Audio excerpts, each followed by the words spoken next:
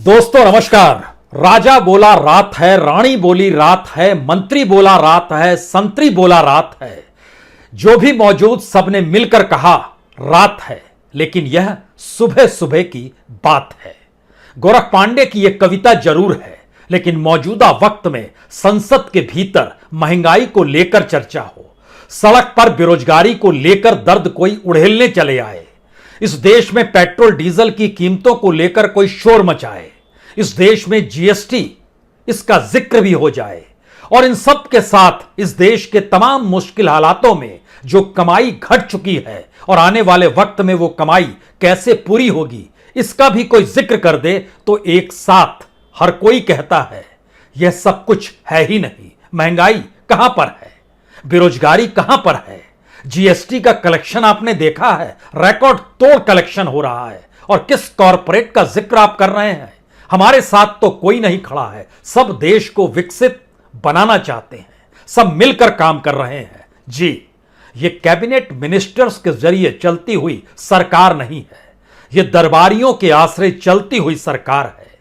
हर मंत्री को टटोल लीजिए, उसके विभाग को लेकर जिक्र कर लीजिए, हो सकता है हम नाम लें और आप उसके विभाग को ना जानते हो, या फिर हम किसी विभाग का जिक्र करें और आपसे सवाल कर दें कि मंत्री कौन है, तो आप कहेंगे नहीं जानते।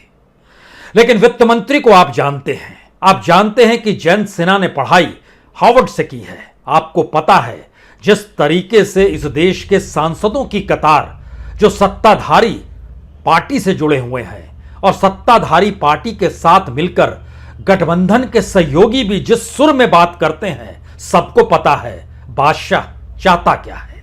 तो क्या वाकई बादशाह जो चाहता है उसी तर्ज में दरबारी कहते हैं? और इस देश के भीतर में जिस लोकतंत्र को संसद के जरिए हम आप समझना और देश के भीतर उन नीतियों के आश्रय देश को आगे बढ़ते हुए देखना चाहते हैं, सब कुछ गायब है।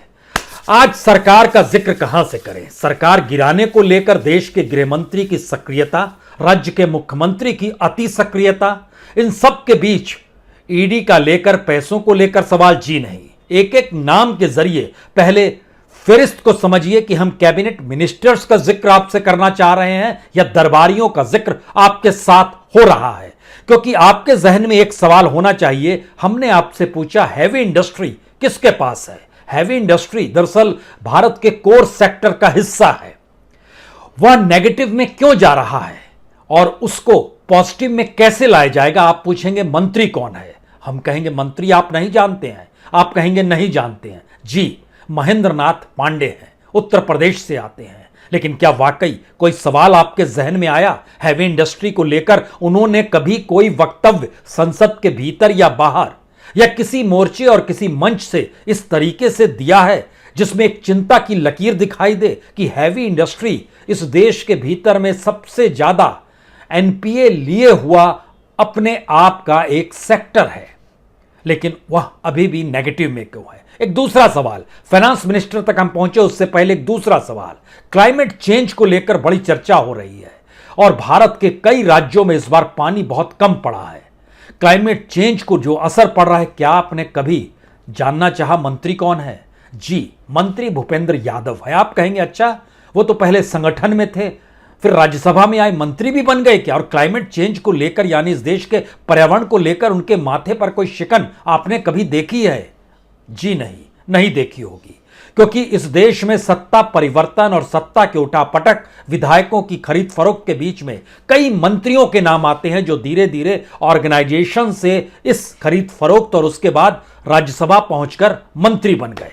विभाग के बारे में मत पूछिए, क्योंकि अगला जिक्र जब आपसे पूछेंगे कि आपको पता है जो फर्टिलाइजर की कीमत बढ़ रही है उससे जुड़ा हुआ मंत्री कौन है? आप कहेंगे नहीं जानते हैं। गुजरात के मनसुख मांडविया साहब हैं। जी, ये हेल्थ मिनिस्टर भी हैं, लेकिन इनके पास केमिकल और फर्टिलाइजर मिनिस्टर भी है ये। तो क्या ये इन्होंने अपने विभाग को लेकर जब रूस और यूक्रेन के युद्ध के मद्देनजर दुनिया में खाद महंगी होती जा रही है, क्या आपने सुना कि भारत के भीतर में जब सब्सिडी खाद को लेकर बढ़ाई गई तो कोई जिक्र किसी भी तरीके से मनसुख मांडविया? जी नहीं, फर्टिलाइजर मिनिस्टर के जरिए निकल कर आया। जब निकला ही नहीं तो आप जानेंगे कैसे? दरबारियों का युग है। बादशाह ने चाहा है सब एक सुर में बोलें, जिस तरीके से बादशाह की साख बढ़ती चली जाए, वो लार्जर देन लाइफ नजर आए, पार्टी से बड़ा हो और उसकी साख पर कोई आंच नहीं आनी चाहिए, यानी इस देश के जो भी मुद्दे हैं उन मुद्दों को छूने का प्रयास आप कतई नहीं करेंगे। इस फहरिस्त में जैसे ही आप आगे जाएंगे तो एक सवाल आपके जहन में इस देश के भीतर में पेट्रोल डीजल को लेकर भी आएगा। तो आप कहेंगे पेट्रोल डीजल का मंत्री कौन है, क्योंकि पेट्रोल डीजल की कीमत भी जब राजनीतिक तौर पर तय होती है और पता चलता है कि भारत की सरकारी कंपनियां जो पेट्रोल डीजल से जुड़ी हुई है, चाहे उसमें इंडियन ऑयल ही क्यों ना हो, भारत पेट्रोलियम ही क्यों ना हो, वो घाटे में कैसे चल रहे हैं। तो आप पूछेंगे मंत्री कौन है। मंत्री वही है जो अर्बन डेवलपमेंट से जुड़ा है, मंत्री वही है जो हाउसिंग से जुड़ा है, वही पेट्रोल और डीजल के मंत्री भी हैं। कौन है? हरदीप सिंह पुरी हैं। पुराने ब्यूरोक्रेट हैं, लेकिन दरबार में उनकी जरूरत उन नवरत्नों में शुमारी होती है जहां पर वो हर जगह नजर आने चाहिए, क्योंकि राजा ने कहा रात है, रानी बोली रात है, मंत्री बोला रात है। मंत्री और संतरी के बीच में इस देश के भीतर में पहली बार कोयला का उत्पादन बढ़ गया। 31% तो जून जुलाई में ही बढ़ गया, लेकिन उसके बावजूद भी कोयले का आयात इस दौर में और बढ़ गया।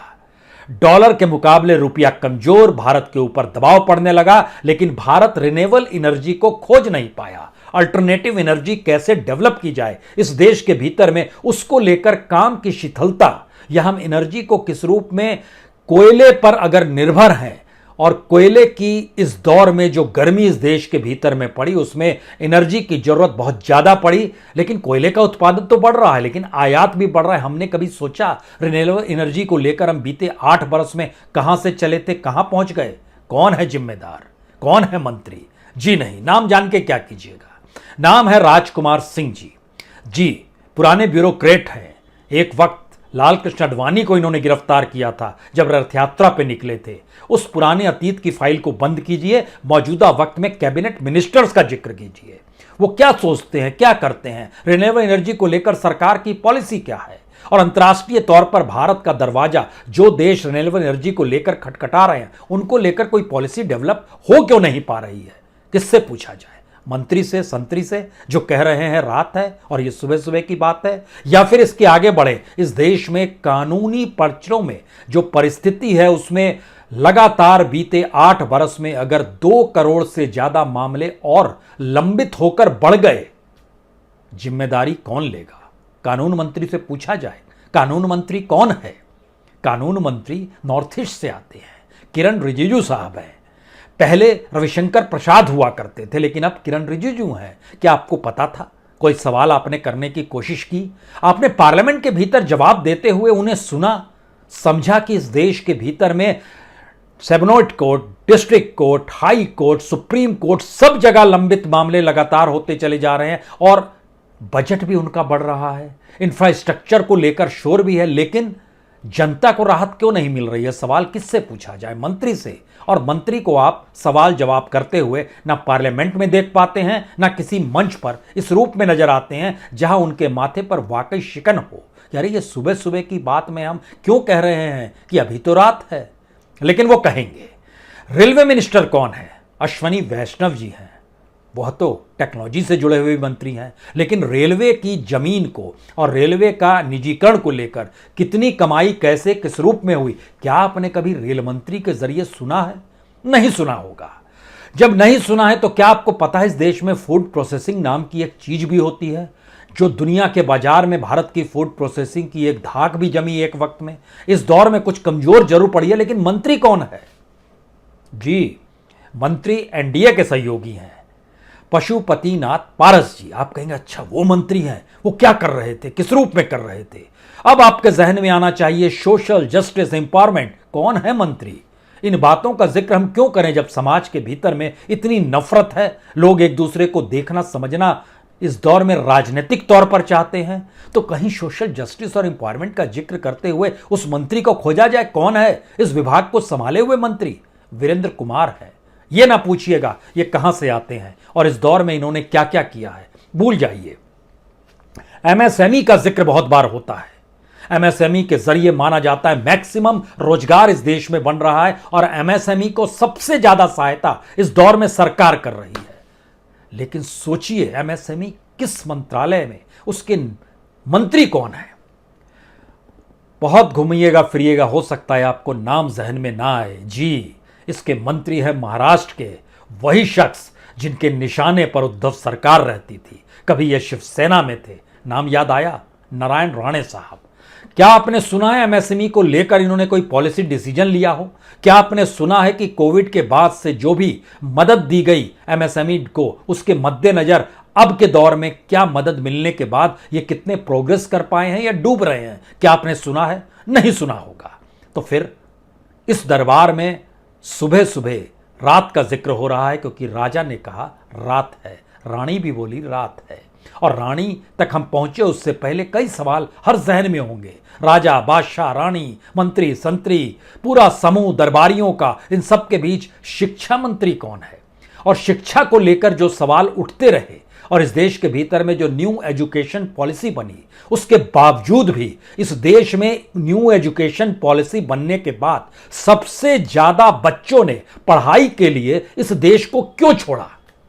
क्या कभी आपने सुना कि शिक्षा मंत्री ने इस पर कुछ रोशनी डाली? नहीं डाली। लेकिन मंत्री है कौन? जी, वही हैं जो पहले पेट्रोल डीजल के मंत्री हुआ करते थे। उड़ीसा से आते हैं, राज्यसभा से जुड़े हुए हैं, अधिकतर फहरिस्त राज्यसभा की है। जनता के सामने ये मंत्री चुनाव लड़कर अगर आएंगे तो जनता के प्रति इनकी जिम्मेदारी होगी, या जो चुनाव जीत कर आते हैं उनको अगर मंत्री सबको बनाने लगे तो उनकी जिम्मेदारी उस जनता को लेकर तो होगी जिन्होंने वोट दिया है। वो महंगाई का मद्देनजर भी हो सकता है। और शायद इसीलिए ये बात बढ़ते बढ़ते अगर इस बात का जिक्र किया जाए कि इस देश के भीतर में डूबती हुई टेक्सटाइल किसके हाथ में है, उसका मंत्री कौन है? इस देश के भीतर में इंपोर्ट ज्यादा क्यों होता है, एक्सपोर्ट कम क्यों होता है? और नेगेटिव व्यापार जब भारत के हिस्से में रुपए की शक्ल में डॉलर के बोझ के तहत आता है तो मंत्री है कौन? मंत्री पीयूष गोयल साहब हैं।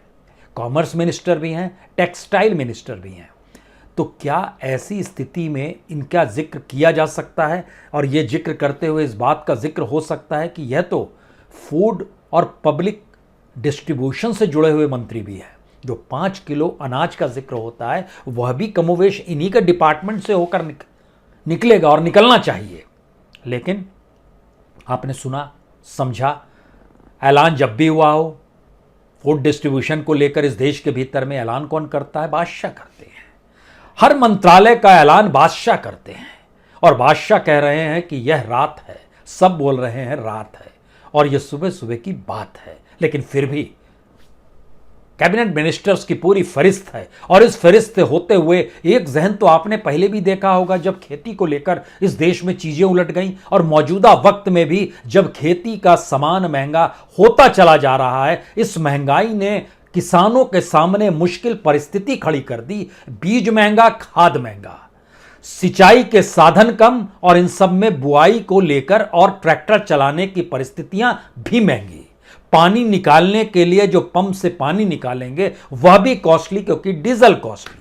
लेकिन क्या आपने सुना है इस बात का जिक्र इस देश के कृषि मंत्री ने किया? कृषि मंत्री को लोग पहचानने लगे हैं क्योंकि इस देश में किसानों के 1 बरस के आंदोलन के बीच उस कृषि मंत्री का जिक्र बार बार होता रहा। जी, मध्य प्रदेश से आते हैं, नरेंद्र सिंह तोमर है। और यहां से जब आप आगे बढ़ते हैं तो आपके जहन में कुछ और नाम आएंगे।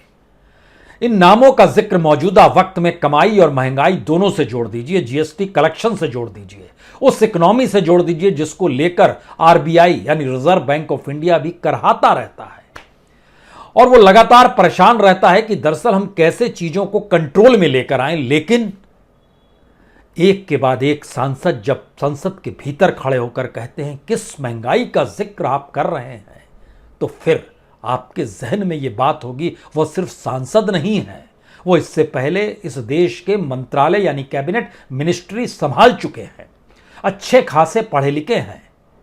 हम जयंत सिन्हा का जिक्र आपसे कर रहे हैं। जयंत सिन्हा, जिनके पिताजी यशवंत सिन्हा जो कि राष्ट्रपति पद के उम्मीदवार थे, अपने दौर में फाइनेंस मिनिस्टर रह चुके थे, और जब वो फाइनेंस मिनिस्टर थे और इस देश के भीतर में मार्केट इकोनॉमी को लेकर आ रहे थे तो आरएसएस उनको लाल आंखें दिखाती थी। खबरदार। और उसके बाद उनका वित्त मंत्रालय भी चला गया, लेकिन मौजूदा वक्त में वो सारी चीजें गायब हो गई और पूरी मार्केट इकोनॉमी है, कॉरपोरेट है, विदेशी पूंजी है, उस विदेशी पूंजी के हाथ देश को बेचने की, देश के विभागों को बेचने की, देश के खनिज संसाधनों को बेचने की और देश के बाजार को भी उन्हीं के हथेली में गिरवे रखने की परिस्थितियां हैं। लेकिन बावजूद इसके राजा बोला है रात है, तो फिर मंत्री बोलता है रात है, और तमाम जमा लोग बोलते हैं रात है, जबकि सुबह सुबह की यह बात है। लेकिन इन सब से हटकर वित्त मंत्री अगर इस बात का जिक्र करने लगे कि हम पार्लियामेंट के भीतर भाषण पॉलिटिकल तौर पर देंगे, तो क्या आप कल्पना कर सकते हैं इस देश की अर्थव्यवस्था को संभालने वाला मंत्री अपने पॉलिटिकल लाइन को लेकर उस दौर की परिस्थिति से मौजूदा वक्त के आंकड़ों को जोड़ हिसाब करे, जबकि सबको पता है इस दौर में आंकड़ों से खिलवाड़ और आंकड़ों को सामने रखकर उसके हिसाब से तमाम वैचारिक परिस्थिति को भी गढ़ा जाए और इस देश के विकास को भी उन्हीं आंकड़ों के आश्रय गढ़ा जाए जो कहीं पीएमओ से निकलकर इस देश में समा गई है, उसकी मिट्टी का हिस्सा बन गई है और मीडिया ने उसे परोस दिया है। तो फिर वित्त मंत्री पॉलिटिकल भाषण देकर बताए कि देखिए उस समय खुदरा महंगाई दर क्या थी, अब क्या है, उस समय थोक महंगाई दर क्या थी, अब क्या है। यह भूल जाए कि उस दौर की विकास की गति क्या थी, उस दौर में बैंकों का आलम क्या था, उस दौर में रेपो रेट क्या था, उस दौर में आरबीआई क्या सोचती थी, उस दौर में प्लानिंग कमीशन की क्या सोच थी और अब नीति आयोग क्या सोचता है। इन बातों का जिक्र नहीं करके आंकड़ों के लिहाज से एक पॉलिटिकल भाषण अगर जिस देश के भीतर में, पार्लियामेंट के भीतर, भारत जैसे देश में महंगाई पर डिस्कशन में कोई पॉलिटिकल भाषण देने की दिशा में आ जाए, तो फिर यकीन जानिए बादशाह ने कहा है, कहना है कि रात है, लेकिन यह सुबह सुबह की बात है। इस फहरिस्त में आते आते कोई सांसद उच्छृंखल होकर इस बात का जिक्र कर दे जैसे इस देश में पैसा प्रधानमंत्री अपनी जेब से निकालते हैं और देश की तमाम नीतियों को लेकर देश के सामने एक एक करके हर नीति में पैसा अपनी जेब से निकाल कर देते हैं, जैसे सरकारी खजाना नाम की कोई चीज नहीं है, राजस्व की कोई चीज नहीं है, टैक्स देने वालों की कोई हैसियत नहीं है। सरकार जिस रूप में टैक्स की मार आम लोगों पर मारती है, उसी का असर है कि जीएसटी लगातार बढ़ रहा है। 1,49,000 करोड़ लगातार 4 बार इस रकम के इर्द गिर्द जीएसटी का मतलब बहुत साफ है, सरकार ने जीएसटी की वसूली उसी जनता से की जो महंगाई के दर्द से करहा रही थी, उस पर जीएसटी का टैक्स लगाकर और उसकी करहाट को बढ़ा दिया और सीधे कहना शुरू किया, खबरदार ये रात है, सुबह नहीं है, रात है, यकीनन ये रात है।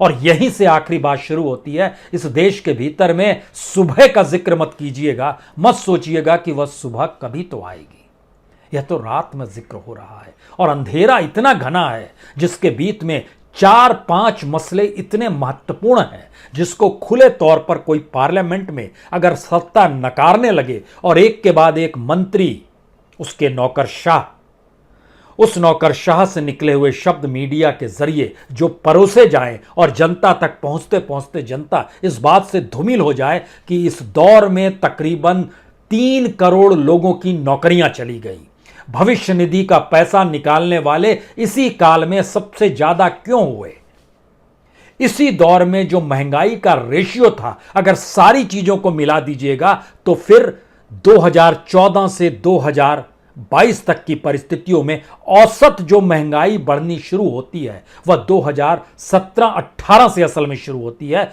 उसके बाद का औसत निकलता है 22%। इतना महंगाई भत्ता नहीं मिलता है। और उससे पहले की स्थिति में आइएगा तो वो तकरीबन आता है 11.5%।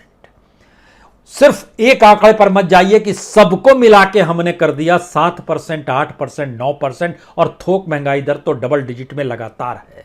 आरबीआई हाथ खड़े कई बार कर चुकी है, लेकिन इन सब के बावजूद भी सरकार के कानों में न जू रेंगी न माथे पर कोई शिकन आई, क्योंकि पार्लियामेंट हमारा है, इस देश की पॉलिटिक्स हमारी है, इस देश में राजनीतिक सत्ता को बनाना और बिगाड़ना हमारे बाएं हाथ का खेल है।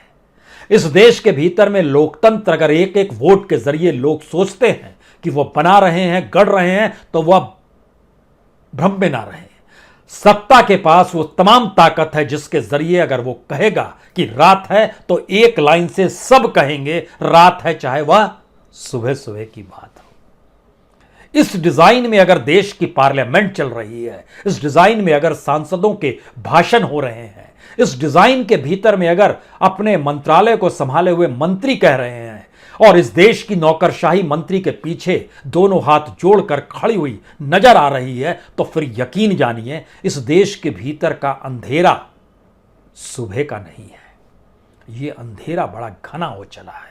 और इन परिस्थितियों में आखिर के 4 सवाल जो सबसे बड़े सवाल हैं, लोकतंत्र वोट के जरिए मत टटोलिए, महंगाई जेब में खाली होती जेब में और कमाई कम होने के साथ महंगाई के दर्द को मत देखिए, बेरोजगारी के आलम में अपनी शिक्षा को मत देखिए, और आखिरी बात, मंत्रालयों के साथ इस देश की कैबिनेट मिनिस्टर्स की फहरिस्त को मत देखिए।